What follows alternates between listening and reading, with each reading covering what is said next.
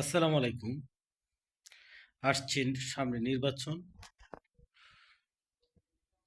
সারা দেশের মানুষ ভোট দেওয়ার জন্য খুব আগ্রহী হয়ে আছেন। তবে দেশবাসীর কাছে আমার একটা অনুরোধ, আপনি আগামী ৫টা বছর এই রাষ্ট্রের মধ্যে আপনি কিরকম শাসন ব্যবস্থা, বিচার ব্যবস্থা আপনি দেখতে চান। এখন আপনি ৫০০ টাকা খেয়ে, ১,০০০ টাকা খেয়ে একটা শাড়ি পেয়ে আপনি আপনার ভোটটা দিয়ে দিলেন। ভাবলেন যে আপনার ভোটটাই তো গেল, আর তো কেউ দিবে না। আবার আরেকজন এটাই করলো। তো একজন ক্যান্ডিডেট যখন প্রার্থী হবে তার পেছনে অনেক ব্যবসায়ীরা কিন্তু টাকা বিনিয়োগ করবে। অনেক ব্যবসায়ীরা আপনার টাকা বিনিয়োগ করবে।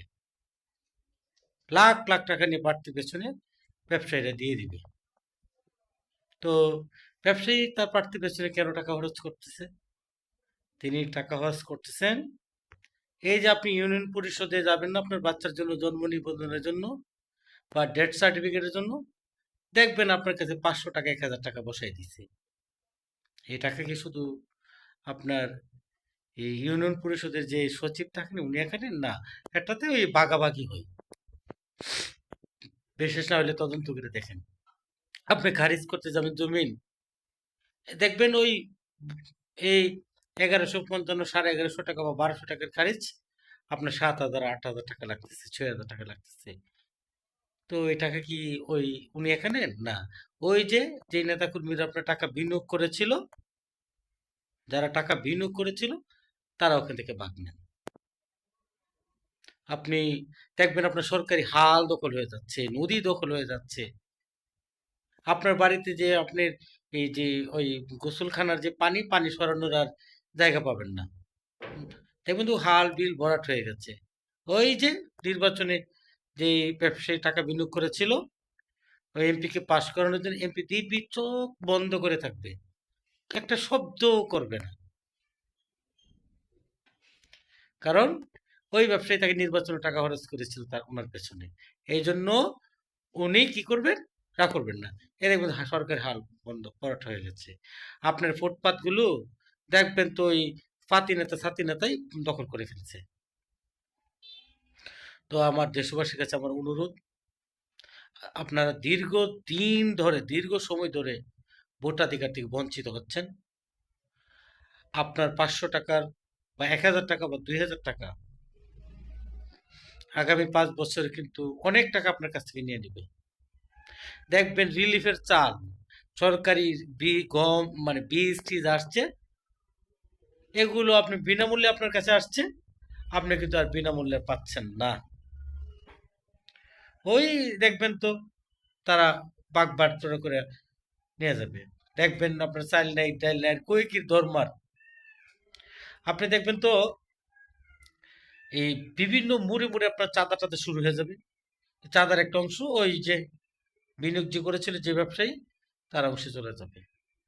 আপনি থানায় মামলা করতে যাবেন, দেখছেন তো কত কিছু কয়েক বছর ধরে মামলা থানায় গেলে কি করে, পুলিশ রাখে। স্থানীয় এমপির প্রভাবে আপনার থানাগুলো নিয়ন্ত্রিত থাকে। অতএব আর এই এমপি সাহেবের যে সকল নেতাকর্মীরা আপনার এমপিকে পাশ করে ওই তারা এগুলা করে। তো আমার আপনাদের কাছে অনুরোধ, দেশবাসীর কাছে অনুরোধ, আপনারা যখন কোনো ক্যান্ডিডেটকে, কোনো এমপি মহোদয়কে, এমপিকে ভোট দিয়ে নির্বাচিত করবেন, আগে দেখবেন আগে দেখবেন যে আপনার এলাকায় কোন কোন ব্যক্তি ওই এমপির জন্য নির্বাচনে খাটতেছেন, কারা তারা, যে সময়টুকু পর্যন্ত আপনারা আছেন তারা কি আপনাদের সাথে ভালো ব্যবহার করছেন কিনা বা তারা এই কাজগুলো করবে কিনা। যে যে কথাগুলো বলছি, নদী দখল, হাল দখল, ভূমির ভূমি অফিসে খারিজ, তারপরে মামলা বাণিজ্য, তারপরে আপনার ওই যে মানে জন্ম নিবন্ধন বা ট্রেড লাইসেন্স আনতে গেলেন, এইগুলা কারা ডোমিনেট করবে, তারা কিন্তু করবে। অতএব আপনাদের কাছে অনুরোধ, আপনারা আপনাদের এই মূল্যবান ভোটটা এবং আরেকটা কথা বলছি, যদি আপনার ভোট পেয়ে কোনো ব্যক্তি নির্বাচিত হয় ওই এমপি যদি অসৎ কোনো কাজ করে, তাহলে কিন্তু আপনাকে তার পাপের ভার নিতে হবে, তার অংশ নিতে হবে। অথচ আপনি ধরলেনও না, খেলেনও না।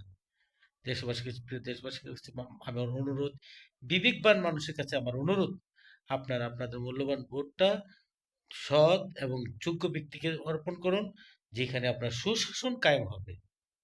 সুশাসন কায়েমের জন্য আপনারা আপনাদের এই ভোটটা, পবিত্র ভোটটা আপনাদের সঠিক ব্যক্তিকে নির্বাচিত দেন।